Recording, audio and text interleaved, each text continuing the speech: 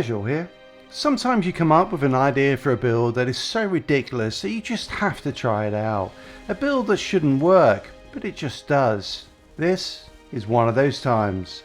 This Technomancer build uses the Devastators Seismic Commander gear set in a toxic bleed build that delivers great damage and great survivability. Let's get into it. This is an anomaly build, and so it should be no surprise that I am picking up 30% additional anomaly power through the class tree. In addition, I am picking up Adrenalizing Antenna, which adds a further 30% buff to anomaly power on activation of a decay skill. With Blighted Turret having a 6.5 seconds cooldown, this buff will be up all the time. I am also buffing toxic damage and duration, as well as resistance piercing to improve the effectiveness of status effects. Brain Freeze adds an additional way to apply toxic, as I'm not taking blighted rounds in this build, while exposing toxin and mark for execution increase damage to afflicted enemies. I am buffing max health by 20% and resistance by 40%. The changes to health on armour have made this a viable way to survive. With 32,000 health, physical damage resistance of 50%, anomaly resistance of 40%, and the heals I get from status effects, I don't need to run any survivability mods, which is crucial for this build. With my final point, I am picking up my favourite execution ability, Wipeout. In addition to Blighted Turret, I am also using Cold Snap for its crowd control and Icicle Storm nuke, which is one of the fastest ways to clear packs of enemies in the game. For my final skill, I am using Pain Launcher. This is a skill that I've never really liked, until now. With all status effects up on a Broodmother, dropping this in front of them does massive damage and addresses the issue of taking out elites fast.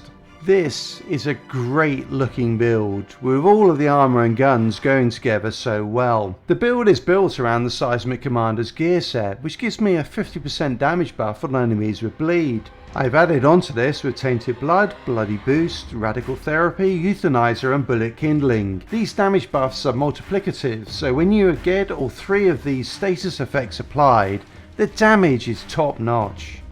The primary way I'm applying these status effects is through Inferno Seed, which I've modded with ultimate bleeding bullets in addition to the Wrath of Moloch it comes with.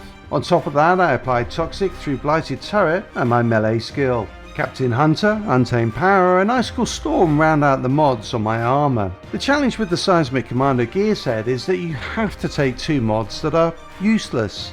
And that is why being able to run the build without any survivability mods is so important. I can pick up all the damage mods I need, even with 2 dead slots. In terms of stats, the Seismic Commander gear is just about perfect, with anomaly power and status power that both buff status effects, and cooldown reduction to allow you to pop Cold Snap and Pain Launcher frequently.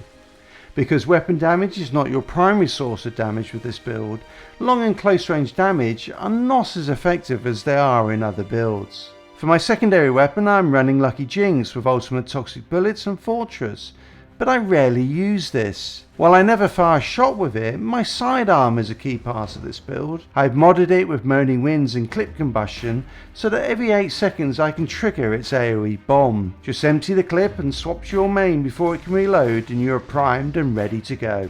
The key to playing this build is to apply status effects to as many enemies as possible, then drop your sidearm AoE bomb, which benefits from all of the damage buffs applied. Cold Snap and Icicle Storm can be used to clear packs of enemies quickly, and for elites apply all statuses, drop a Pain Launcher in front of them and watch them melt. I can't recommend that you play this build because it needs you to grind 2 characters through the endgame, but if you have the time and want to play one of the more unusual builds out there, then go for it.